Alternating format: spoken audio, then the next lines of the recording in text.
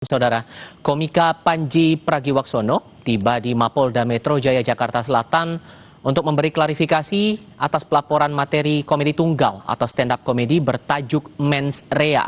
Pemenuhan panggilan ini berupa undangan dari polisi. Kuasa hukum Panji, Haris Azhar, menyebut klarifikasi ini tidak hanya satu pihak. Namun Panji juga akan meminta klarifikasi terkait siapa saja pelapor tersebut, apa saja yang dilaporkan, dan apa bukti yang diserahkan.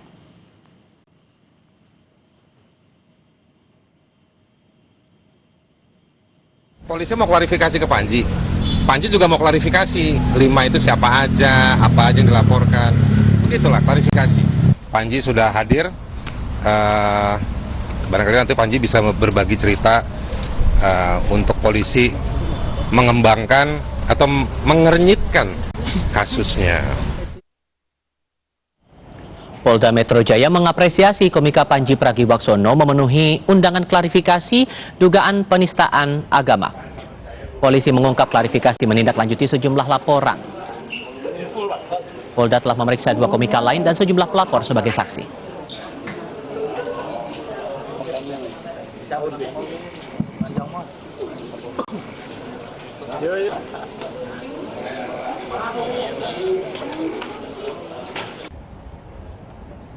Sebagai wujud kooperatif yang bersangkutan dalam undangan klarifikasi hadir, ini mencerminkan wujud sebagai warga negara yang patuh hukum. Dan yang bersangkutan juga kami sampaikan kooperatif pada saat dikirim undangan klarifikasi hari Jumat 6 Februari 2026. Jadi ada 5 laporan polisi dan 1 pengaduan masyarakat. Makanya di dalam undangan klarifikasi ini kita gabungkan, mengingat untuk penghematan waktu karena terhadap objek perkara yang dilaporkan adalah 1 objek perkara. Menanti waktu rehat di siang hari dengan sejumlah informasi. KPK membenarkan pihaknya melakukan operasi tangkap tangan. KPK juga menyita sejumlah uang dalam mata uang rupiah. Mengikuti sumber berita yang selalu menginspirasi. Kreativitas tanpa batas ini ditunjukkan oleh sekelompok pengrajin ibu-ibu yang ada di kota Makassar. Ketekunan dan kerja kerasnya mampu menghasilkan omset hingga puluhan juta rupiah dalam setiap bulannya. Kompas Siang setiap hari pukul 11 siang live di Kompas TV. Presiden Prabowo Subianto memberikan gelar pahlawan nasional ke 10 tokoh dalam rangka memperingati Hari Pahlawan Nasional. Dapatkan update berita terkini. 2 pelaku penembak Hansip disertai percobaan pencurian motor di Cakung, Jakarta Timur ditetapkan sebagai tersangka.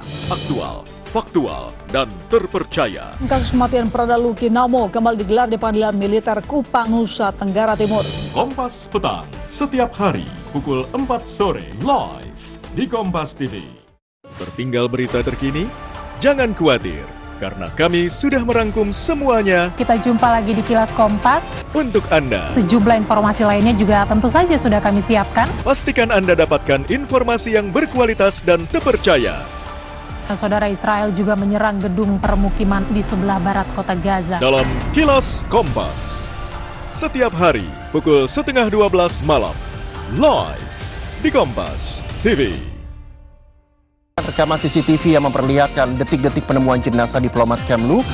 Buat siang hari Anda lebih berkualitas dengan berita-berita pilihan kami. Menurut data BPBD, ada berapa wilayah yang terdampak banjir di Bali? Ragam informasi dari setiap peristiwa yang terjadi di seluruh penjuru negeri.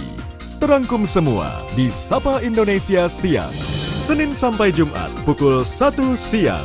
Live di Kompas TV. Ketahui berita dan informasi teraktual seputar peristiwa terkini dari seluruh penjuru tanah air. Polisi menyebut kebakaran diduga akibat kebocoran pipa gas. Cuaca buruk yang mengakibatkan gelombang tinggi di wilayah pantai selatan. Beragam kabar penting dan menarik. Informasi lain akan menghadirkan. Indonesia Update edisi kali ini, saudara. Saya Ihsan Sitorus. Saya Maida Pelvin. Indonesia Update, Senin sampai Jumat, pukul 3 sore, live di Kompas TV. Aturannya atau regulasinya sudah ada belum? Ini WNA boleh masuk, tapi tidak duduk dalam manajemen pengambil keputusan. Lugas beradu pendapat. Drifting ini sebetulnya kan melanggar hukum. Pasti ada mafia di baliknya kan? Yang membackingi kalau gitu siapa? Ya ada teman-teman di pemerintah. Perspektif bisnis dan kebijakan. Industri kita kan 200 triliun sekian. Ini dianggap sebagai ancaman atau peluang sebetulnya? Peluang buat siapa ini? Simak Business Talk, Selasa pukul 10 malam di Kompas TV. Polemik utang kereta cepat Jakarta-Bandung Wush masih bergulir. Presiden Prabowo bahkan menyebut akan bertanggung jawab. Serap berita dan informasi terpilih Dari tragedi ledakan di wilayah Jakarta dan sekitarnya. Saatnya ke diskusi Sapa Indonesia Malam, Saudara. Kasus laporan terhadap komika Panji Pragiwaksono terkait materi komedi tunggal atau stand up komedi bertajuk Mens Rea memasuki tahap klarifikasi di Mapolda Metro Jaya setelah polisi menerima sejumlah laporan dari berbagai pihak yang menilai materi itu mengandung dugaan penghasutan dan penistaan agama. Nah, seiring dengan aduan dari masyarakat ini muncul pertanyaan penting terkait ada tidaknya pidana dalam kasus ini serta substansi apa yang sebenarnya dipersoalkan oleh para pelapor. Kami akan diskusikan ini bersama dengan para narasumber. Di studio Kompas TV sudah hadir bersama saya Ketua Perhimpunan Bantuan Hukum dan HAM Indonesia, ada Mas Julius Ibrani. Mas Julius, apa kabar? Terima kasih, sehat. Terima kasih sudah datang di studio Kompas TV. Sementara lewat sambungan dalam jaringan juga bergabung bersama kami Arianto Sutadi, penasihat ahli Kapolri. Pak Arianto dengan Tifa di sini. Selamat malam, Pak. Selamat sore, Pak Tifa. Selamat sore, Pak. Malam, Pak Arianto. Ya, terima kasih semua sudah hadir dalam diskusi. Pak, bantu kami untuk paham juga. Ini kan Panji dipanggil dengan agenda klarifikasi. Sementara kalau dalam KUHP baru, secara literal bahasa klarifikasi itu dalam pasal 16, setidaknya di ayat 1 tentang penyelidikan, itu tidak ada secara langsung disebutkan klarifikasi. Jadi sesungguhnya, Pak, klarifikasi ini sudah menjadi bagian langsung dari penyelidikan atau terpisah dari penyelidikan, Pak? Istilah klarifikasi itu di KUHP lama juga nggak ada, Pak. KUHP baru juga tidak ada. Itu klarifikasi bukan satu bagian daripada proses dalam penyelidikan. Itu istilah yang kemarin tuh umum rame kan dibahas itu. Dan dulu munculnya klarifikasi itu saya yang bikin perkap itu, Pak. Karena apa? Karena di dalam KUHP dulu itu kan tidak ada tahap-tahap di penyelidikan. Nggak disebutkan di situ, Pak. Nah, sehingga padahal ya polisi itu ya, ini saya terangkan ya pelan-pelan ya. Boleh. Gini, polisi itu tugasnya kan menjaga Kamtibmas. Kalau ada orang bersengketa, ya, maka polisi pasti akan turun. Kalau sengketanya itu masih baik-baik gitu ya, didamaikan, ditertibkan. Tapi kalau sudah kemudian sengketanya itu memuncak tidak bisa, ya harus dibawa ke peradilan kan gitu. Disitulah polisi posisinya sebagai gerbang terdepan untuk membawa kasus itu ke peradilan apa tidak. Itu, Pak. Nah, terus sekarang di dalam KUHP yang lama maupun yang baru pasti ada penyelidikan, penuntutan, dan peradilan. Di tahap penyelidikan itu adalah tahap di mana ada indikasi bahwa diduga ada pidana. Nah, kalau sudah ada pidana itu tadi, maka polisi kan tugasnya kan tadi itu diselesaikan secara baik-baik atau dipakai proses pidana. Makanya di dalam tahap penyelidikan itu polisi harus mencari keterangan, Pak. Syaratnya di dalam mencari keterangan itu tidak boleh melanggar hak asasi manusia. Manggil orang juga nggak boleh. Kalau cuma tanya-tanya bukan boleh gitu. Yang penting tidak mengganggu hak asasi manusia itu aja tindakannya itu. Makanya ketika kalau polisi ini kebetulan kan kemarin ada orang yang lapor itu ya. Keberatan ada 5 orang gitu. Ya terpaksa kan polisi menerima laporan. Kalau di dalam KUHP yang baru, Pak, kalau polisi menerima laporan itu dan kemudian tidak ditindaklanjuti dalam 14 hari, dia bisa dilaporkan pada pimpinannya. Bahasanya terpaksa menerima laporan, Pak, gitu? Atau gimana? Ya harus diterima laporan itu, Pak, dan harus ditindaklanjuti, gitu loh. Kalau tidak ditindaklanjuti boleh komplain, itu di KUHP ada bunyinya. Nah sekarang masanya begini, Pak, laporan itu kalau dulu kan ada SPKT namanya, lapor dulu kemudian disaring apakah ini pidana apa tidak, gitu kan. Udah ditimbang-timbang, kita udah taruh reserse di situ gitu. Itu pun kurang efektif, Pak, sekarang. Terutama kalau ada kasus yang debatable seperti sekarang ini, pasal karet, penghinaan, pasal ini. Nah, ini yang paling krusial, Pak. Polisi susah sekarang menghadapi itu. Tetapi sekarang polisi sudah, kita ya dari Kapolri sudah menekankan dengan adanya undang-undang yang baru itu ya, Pak ya. Kita semangatnya tidak lagi kepada setiap laporan kemudian hanya dicari ini pidana apa tidak. Sehingga Karena kita sederhananya arah Pak, dari- sorry saya potong, sehingga sederhananya kalau tahapan yang sekarang ini dihadapi Panji itu sudah langsung bagian awal penyelidikan itu? Ya, adanya informasi dilaporkan kan. Berarti ada gangguan Kamtibmas kan. Gangguan Kamtibmas itu maka tahap pertama adalah penyelidikan. Penyelidikan itu untuk mencari apakah ada bukti-bukti bahwa itu pidana apa tidak. Itu gitu Pak, itu namanya tahap penyelidikan. Dan itu rangkaian daripada tahap untuk pemidanaan sebetulnya. Tetapi penyelidikan itu tidak selalu pindah ke penyidikan. Nah, kalau sudah penyidikan itu sudah langkah masuk ke tahap arah pidana, Pak. Karena apa? Di situ ada unsur memaksa dan sebagainya itu, gitu. Oke. Nah, sedangkan kalau di penyidikan itu masih dalam taraf mencari-carilah di luar Oke, tanpa Pak Ari, mohon maaf saya harus salah dulu di situ. Saya mau ajak Ya. Anda dan Mas Julius untuk melihat kondisi di Mapolda Metro Jaya. Panji tampaknya sudah selesai menjalani klarifikasi. Kita simak dulu. Oke. Tim lawyer sudah selesai pemeriksaan undangan klarifikasi. Tadi dari jam mulai kurang lebih dari jam 10.30 lewat. Ada 63 pertanyaan. Baru selesai kira-kira 5 menit atau 10 menit yang lalu. Silakan kalau teman-teman ada pertanyaan. Bang.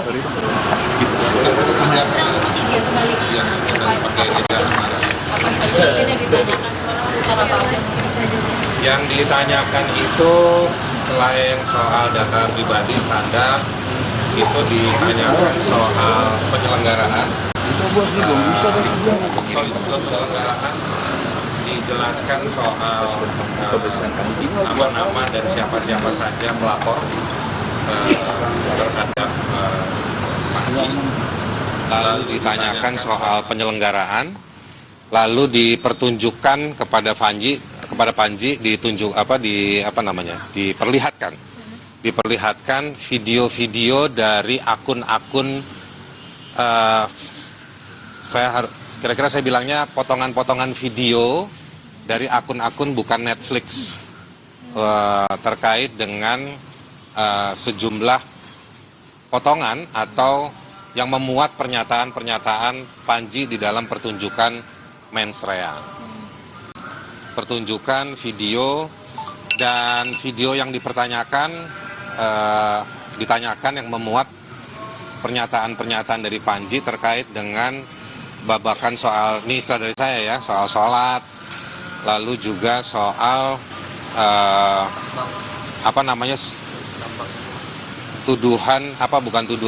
terkait dengan dua ormas yang menerima konsesi tambang dan juga soal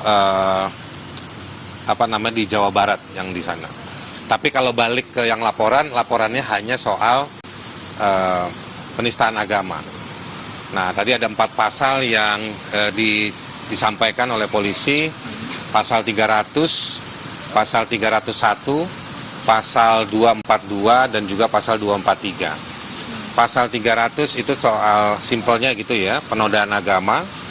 Kalau yang 301 itu soal penyebarluasan publikasinya. 242 itu soal penistaan terhadap kelompok tertentu. 243 itu soal penyebaran dari poin yang 242. Jadi polisi menyampaikan 4 pasal itu yang dicoba diklarifikasi ke Panji. Itu pasal-pasal dari KUHP yang baru. Kira-kira begitu. Materi yang diduga penistaan agama itu yang bagian mana ya Bang, kalau boleh diperinci? Terkait soal apa materinya? Kami juga kurang paham, tapi kalau lihat dari pertanyaannya yang disampaikan itu soal terkait dengan memilih pemimpin atau pejabat publik, lalu soal sholat safar yang di pesawat itu, lanjutan dari soal memilih pemimpin. Panji kan juga menyampaikan analoginya, lalu juga materi soal tadi seperti saya bilang soal pemberian izin tambang kepada 2 ormas Muhammadiyah dan PBNU, lalu juga soal materi terkait dengan banyak artis yang terpilih jadi pejabat di Jawa Barat. gitu. Respon Bang Panji gimana Bang? Setelah tadi kan dibeberkan juga kalau video-videonya yang diduga memiliki tindak pidana itu seperti apa? Ya, saya tadi menjalani prosesnya, saya coba untuk jawab pertanyaan dari polisi sebaik mungkin. Saya ada pada posisi tidak merasa melakukan penistaan agama. Jadi prosesnya tadi jalan dengan cukup lancar, pertanyaannya terjawab dan ya kita ikutin prosesnya aja. Seseru dan semenyenangkan yang Bang Panji bilang tadi belum? Sesuai sebelum tadi kan berekspektasi seseru dan semenyenangkan itu. Seseru ya, akhirnya capek lah AC. Ya, intinya prosesnya berjalan dengan lancar. Saya nggak punya deskripsi yang lebih tepat itu menggambarkannya, kayaknya kurang tepat juga untuk digambarkan seru. Pokoknya saya ikuti aja prosesnya dari awal sampai akhir.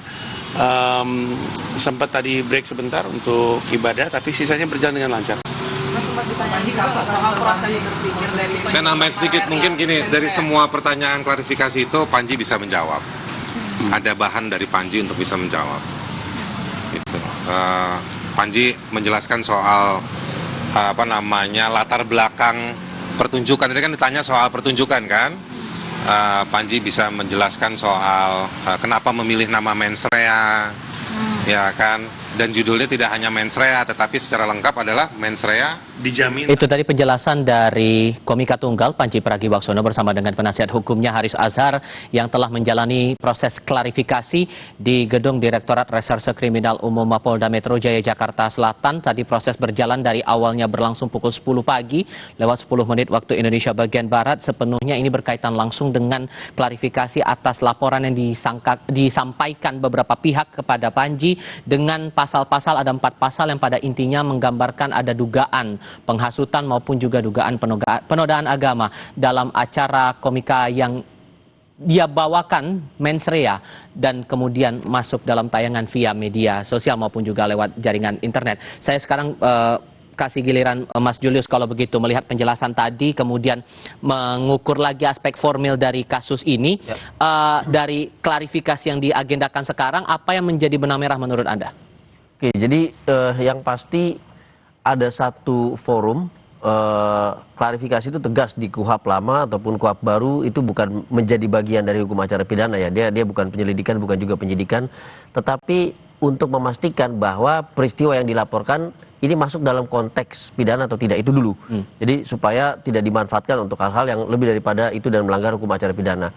Dari cerita Panji dan juga Haris Azhar barusan yang ditanyakan adalah peristiwa kaitannya dengan konteks dan perspektif. Maka kalau kita lihat dari model pertanyaannya seperti itu, berarti ini juga harusnya bukan dalam satu ranah penyelidikan, tapi ingin dipahami dulu ini konteksnya apa, ini ceritanya apa, lengkapnya seperti apa. Ada satu konteks kebebasan berekspresi dalam bidang seni, yaitu komedi, dilakukan oleh Panji dalam satu forum itu berbayar, dan perspektifnya itu memang ada kritik yang segala macam, tapi yang perlu kita pertajam juga di sini adalah konteks itu bukan dalam konteks personalitas Panji untuk kemudian menyerang personal lain. Karena kalau kita bicara soal defamasi, kita bicara soal penghinaan, hate speech, ada hate crime di situ, maka unsur personalitas menyerang personal itu harus diuji. Karena kalau tidak ada itu, maka sepatutnya ini tidak merupakan ranah dari tindak pidana. Dan Anda merasa tidak serta-merta langsung naik status karena bagian awal penyelidikan saja belum gitu? Tidak, itu satu. Yang kedua justru kami melihat tadi Pak Arianto, kami mengikuti beliau ketika menyusun peraturan Kapolri itu. Bagaimana ketika Polri memiliki kewenangan di bidang kemasyarakatan gitu ya, selain pelayanan masyarakat, Kamtipmas ini tidak masuk ke dalam satu hukum acara pidana, maka harus ada satu forum. Dalam konteks hak asasi manusia, kebebasan berekspresi yang ingin diuji, maka forumnya tidak boleh forum pidana dulu. Dia forumnya forum kebebasan berekspresi. Klarifikasi ini bisa dimanfaatkan untuk melakukan uji dari konteks komedi yang diajukan Panji. Makanya saya katakan ini harusnya dipertegas bahwa ini bukan merupakan bagian dari hukum acara pidana, justru untuk memperjelas konteks dari peristiwa yang dilaporkan dan kemudian dijelaskan oleh Panji. Gitu. Nah, dengan konteks itu tadi, maka kemudian kita akan masuk ke aspek materialnya sekarang, Pak Ari. Kalau melihat pasalnya, pasal yang dijerat atau yang dialamatkan kepada Panji ini oleh para pelapor, ada 4 pasal di situ. Secara material, apakah bisa dilakukan proses hukum lebih lanjut alias bisa dilanjutkan ke tahap penyidikan atau tidak? Tapi jawabnya nanti, kita jeda dulu. Tetap di Kompas TV.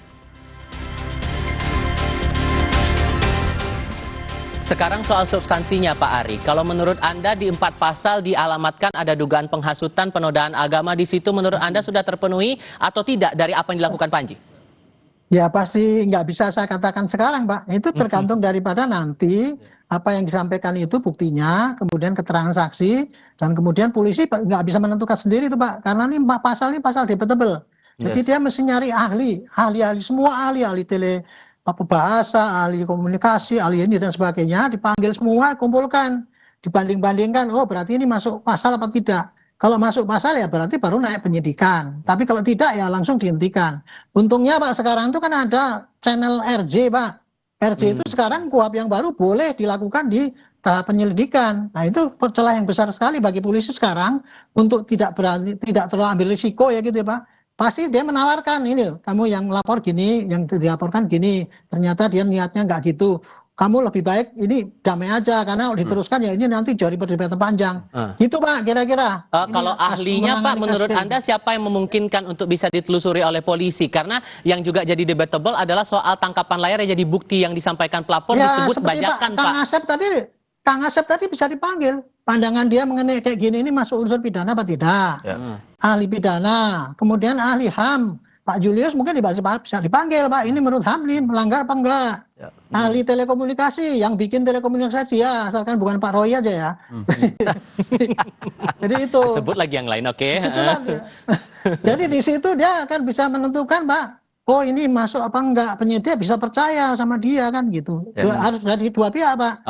Ahli yang kira-kira memihak sana memihak sini panggil dua-duanya gitu supaya kita tidak salah arah. Kira-kira begitu Pak. Mas Julius ngerasa substansinya udah masuk belum kalau melihat kasusnya seperti ini? Kalau saya melihat model laporannya dan juga pasal yang disebutkan tadi, maka harusnya itu tidak bisa. Kenapa? Basis dasar hukum dari apa yang dilakukan Panji, peristiwanya harus menggunakan pasal 19 ICCPR, Covenant tentang hak sipil dan politik, di mana di situ kebebasan berekspresi diatur bahwa ini adalah ekspresi seni. Saya kasih contoh berkali-kali, ketika kita nonton sirkus menggunakan pedang panjang gitu loh, dihunuskan kepada teman dan segala macam, apakah itu bisa dipidana?